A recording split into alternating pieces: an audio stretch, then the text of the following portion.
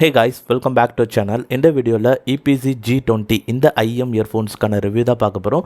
இந்த IEM earphones என்ன மாதிரி ஒரு சவுண்டிங் கொடுக்குது அண்ட் இதில் ஒரு டிஃப்ரெண்ட் கேபிள்ஸ்லாம் கொடுத்துருக்காங்க. அதெல்லாம் ஒரு கேபிள்ஸில் எப்படி இருக்குது, ஸோ இதில் டெடிக்கேட்டடான மைக்ரோஃபோன்ஸ் இந்த மாதிரி கொடுத்துருக்காங்க. இந்த மைக்ரோஃபோன் குவாலிட்டி எப்படி இருக்குது, ஸோ இது எல்லாமே இந்த வீடியோவில் பார்க்கலாம். அண்ட் அதுக்கு முன்னாடி ஸ்டில் நம்ம சேனலுக்கு சப்ஸ்கிரைப் பண்ணலன்னா சப்ஸ்கிரைப் பண்ணிக்கோங்க. ஸோ ஃபர்ஸ்ட் ஆஃப் ஆல் இப்போ நான் யூஸ் பண்ணிட்டு இருக்கிற இந்த IEM இயர்ஃபோன்ஸ் இருக்குது பார்த்தீங்களா, ஸோ இதில் தான் வந்து இப்போ ஆடியோ வந்து ரெக்கார்ட் பண்ணியிருக்கேன். OnePlus 12R ஃபோனில் கனெக்ட் பண்ணியிருக்கேன். அண்ட் இந்த கேபிளில் வந்து டைப் சி வருது. அண்ட் இந்த டைப் சியில் உங்களுக்கு இன்பில்ட் DAC சப்போர்ட் இருக்குது. 32 bit and 384 kHz sampling rate வருது. அண்ட் இப்போ நீங்கள் கேட்குற ஆடியோ இந்த மைக்ரோஃபோன் டெடிக்கேட்டட் மைக்ரோஃபோன்லேருந்து வர ஆடியோ தான். நான் டிஃபால்ட்டாக எப்போவுமே வந்து இந்த ப்ளூ மைக்ரோஃபோனில் யூஸ் பண்ணுவேன். ஸோ இப்போ இந்த ப்ளூ மைக்ரோஃபோன் சாம்பிளை வந்து இப்போ கேளுங்க. ஸோ இப்போ நீங்கள் கேட்குற ஆடியோ வந்து இந்த ப்ளூ மைக்ரோஃபோன்லேருந்து வர ஆடியோ. அண்ட் இப்போ ப்ளூ மைக்ரோஃபோன் வந்து ஆஃப் பண்ணுறேன். அண்ட் இப்போ நீங்கள் கேட்குற ஆடியோ இந்த டெடிக்கேட்டட் EPC G20 IEMல இருக்கிற டெடிக்கேட்டட் மைக்ரோஃபோனோட ஆடியோ. ஸோ இதுக்கப்புறம் இதை தான் நீங்கள் கேட்க போகிறீங்க.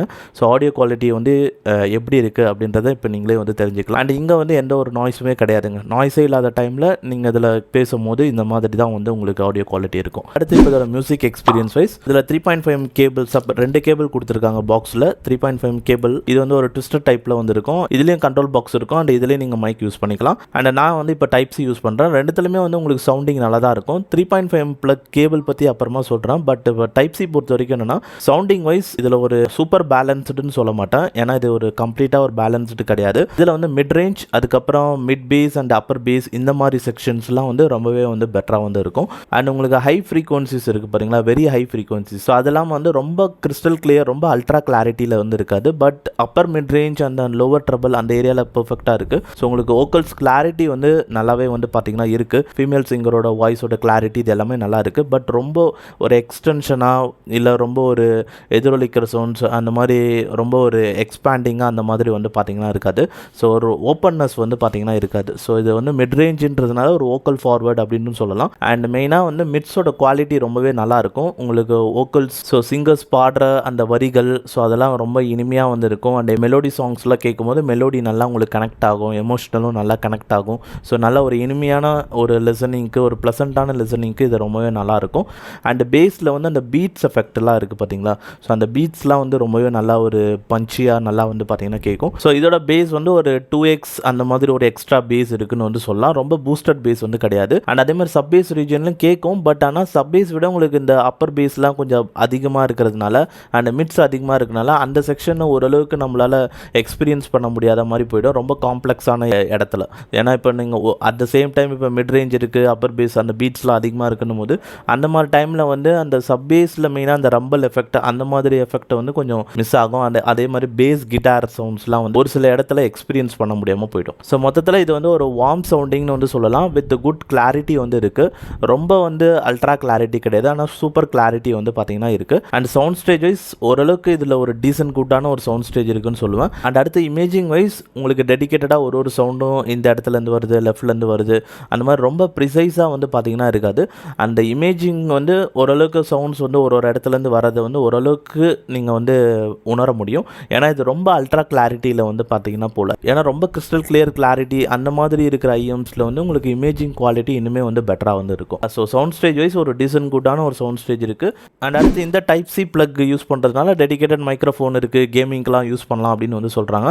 நான் வந்து BGMI கேம் வந்து இந்த டைப் சி ப்ளக் யூஸ் பண்ணி தான் விளையாடினேன். ஸோ ஆக்சுவலாக லேட்டன்சி வந்து உங்களுக்கு இருக்காது, 0 லேட்டன்சி தான் இருக்கும். நான் யூஸ் பண்ணும்போது ஃபுட் ஸ்டெப்ஸ்லாம் உடனுக்குடன் தான் உங்களுக்கு வந்து கேட்கும். அண்ட் அதே மாதிரி இந்த ஐஎம்ஸில் உங்களுக்கு அந்த L&Rல வந்து இந்த ஃபுட் ஸ்டெப்ஸ் வருது, ஸோ வேறு டைரக்ஷன்லேருந்து வந்தாங்கன்னா அந்த மாதிரி விஷயமும் கேட்கும். பட் ஆனால் ஜென்ரலி ஒரு நல்ல கிளாரிட்டி, நல்ல இமேஜிங் உள்ள IEM இயர்ஃபோன்ஸில் இன்னுமே வந்து உங்களுக்கு அந்த ஃபுட் ஸ்டெப்ஸ்லாம் இன்னுமே வந்து பெட்டராக வந்து கேட்கும். ஸோ கேமிங் நீங்கள் கன்சிடர் பண்ணுறீங்க அப்படின்னும் போது இதை யூஸ் பண்ணிக்கலாம். பட் இருந்தாலும் இது அல்ட்ரா கிளாரிட்டி இல்லை. ஸோ ரொம்ப ப்ரிசைஸாக வந்து பார்த்தீங்கன்னா இருக்காது.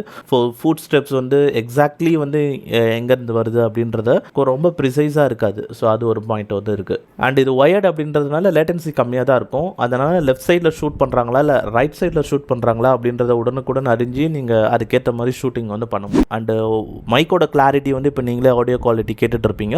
ஸோ இதோட கிளாரிட்டி இந்த மாதிரி தான் வந்து இருக்குது. ஸோ நீங்கள் டியூரிங் கேம் பிளே அப்பவும் இந்த மைக் யூஸ் பண்ணி நீங்கள் ஈஸியாக வந்து உங்களோட டீம்மேட்ஸ் கூட வந்து நீங்கள் பேசிக்கலாம். அண்டு கால் குவாலிட்டி எப்படி இருக்குன்றத இண்டோருக்கான கால் டெஸ்ட் அண்டர் ஃபேன் நாய்ஸில் செக் பண்ணியிருக்கேன். அதை வேணால் இப்போ நீங்கள் கேட்டு பாருங்கள். இப்போ இபிசி G20 IM இயர்ஃபோன் வந்து பேசிகிட்டு இருக்கேன். இதில் டெடிகேட்டட் மைக்ரோஃபோன் இருக்குது. ஓகே. ஸோ அந்த மைக் வந்து பர்ஃபெக்ட்லி என்னோட மவுத் கிட்ட தான் இருக்குது. ஸோ நான் பேசுகிறது என்னோட வாய்ஸ் கிளாரிட்டி, வால்யூம் லெவல் எப்படி இருக்குது, அந்த பேக்ரவுண்டில் இங்கே ஃபேன் நாய்ஸ் இருக்குது, அது ஒரு 50 டெசிபிள்ஸ் கிட்ட இருக்கும். ஸோ இப்போ என்னோட எப்படி இருக்குது, நல்லா கிளியராக ஹியரபுளாக இருக்கா, கிளாரிட்டி எப்படி இருக்குது? வால்யூம் லெவல் வந்து ரொம்ப ஹை லெவலில் இருக்குது. சரி. கிளாரிட்டியும் வந்து ரொம்ப சூப்பராக இருக்குது. ரொம்ப நல்லா இருக்கு, பெஸ்ட்டாக இருக்கு. பேக்ரவுண்ட் நாய்ஸ் எப்படி இருக்கு? பேக்ரவுண்டில் ஃபேன் நாய்ஸ் கேட்குதா? ஏதாவது இரைச்சலா அந்த மாதிரி இருக்கா? கேட்குது. ஃபேன் நாய்ஸ் தான் எப்படி? இப்போ என் வாய்ஸை விட அது டாமினேட்டிங்காக இருக்கா இல்லை கம்மியாக இருக்கா? டாமினேட்டிங்காக இல்லை, கம்மியாக தான் இருக்கு. அது ஒரு ஓரமாக கேட்குது. லவுடராக இருக்கிறதுனால அது அவ்வளோவா தெரியல. அண்ட் அடுத்து ஃபைனலி இந்த 3.5 ப்ளக்குக்கு ஒரு கேபிள் கொடுத்துருக்காங்க. ஸோ இந்த கேபிள் வந்து ஒரு ட்விஸ்டட் டைப்பில் இருக்குது. இதுலேயும் ஒரு கண்ட்ரோல் பாக்ஸ் இருக்குது, இதுலேயும் நீங்கள் மைக் இருக்குது, இதை வச்சு நீங்கள் யூஸ் பண்ணிக்கலாம். நான் DDI5 டேக் யூஸ் பண்ண, கேசியோட AM01 டேக் அதையும் வந்து யூஸ் பண்ணேன். பட் இந்த கேபிளில் மட்டும் எனக்கு தெரிஞ்சு கொஞ்சம் லைட்டாக ஒரு குறைபாடுகள் இருக்கிற மாதிரி தெரியுது. என்னவென்றால் அது வந்து இடது பக்கம் வலது பக்கம் அது ரெண்டுத்துலேயுமே வந்து ஓரளவுக்கு திடீர்னு ஒரு லைட்டாக ஒரு டிஸ்டார்டட் சவுண்டு மாதிரியோ இல்லை ஒரு இரைச்சல் சவுண்ட்ஸ் மாதிரியோ ஸோ லைட்டாக வந்து ஒரு அப்நார்மல் ஒரு எஃபெக்ட் வந்து பார்த்திங்கன்னா வருது. அண்ட் அதே மாதிரி ஒரு சில டைமில் வந்து இடது பக்கம் வந்து அதிகமான சவுண்ட்ஸும் வலது பக்கம் கம்மியான சவுண்ட்ஸும் கேட்குற மாதிரி வந்து இருக்குது. இது கண்டிப்பாக இந்த கேபிள்ஸில் தான் அந்த மாதிரி இருக்குது. நான் டைப் சி கேபிள், இந்த கேபிள் யூஸ் பண்ணிட்டு இருக்கேன்ல இப்போ டைப் சி. ஸோ இந்த கேபிள்ஸில் சாங்ஸ் கேட்கும்போது ரொம்பவே நல்லா தான் வந்து பார்த்திங்கன்னா இருக்குது. ஸோ அண்ட் இந்த கேபிள்ஸில் இருக்கிற இந்த மைக் யூஸ் பண்ணி நீங்கள் இந்த மாதிரி ஃபோனில் வாய்ஸ் ரெக்கார்ட் பண்ணலாம், கால்ஸ்க்கு பேசலாம், கேம் விளையாடும் போது யூஸ் பண்ணிக்கலாம். ஸோ டைப் சியில் இந்த மைக்கில் வரதே வந்து பெட்டர். மொத்தத்தில் அவ்வளோதான் இந்த இபிசி G20 IM இயர்ஃபோன்ஸுக்கான ஒரு ரிவ்யூ. ஸோ நீங்கள் ஆல்ரெடி இந்த ப்ராடக்ட் யூஸ் பண்ணுறீங்கன்னா உங்களோட எக்ஸ்பீரியன்ஸ் என்னன்றதை கமெண்ட் செக்ஷனில் ஷேர் பண்ணுங்கள். அண்ட் இந்த ரிவ்யூ வீடியோ பிடிச்சிருந்ததுன்னா லைக் பண்ணிக்கோங்க. அண்ட் நம்ம சேனலுக்கு புதுசாக வந்திருக்கீங்க, இன்னும் வந்து சப்ஸ்கிரைப் பண்ணல அப்படின்னா ஸோ சப்ஸ்கிரைப் பண்ணிக்கோங்க மறக்காமல். அண்ட் தேங்க்ஸ் ஃபார் வாட்சிங் திஸ் வீடியோ கைஸ்.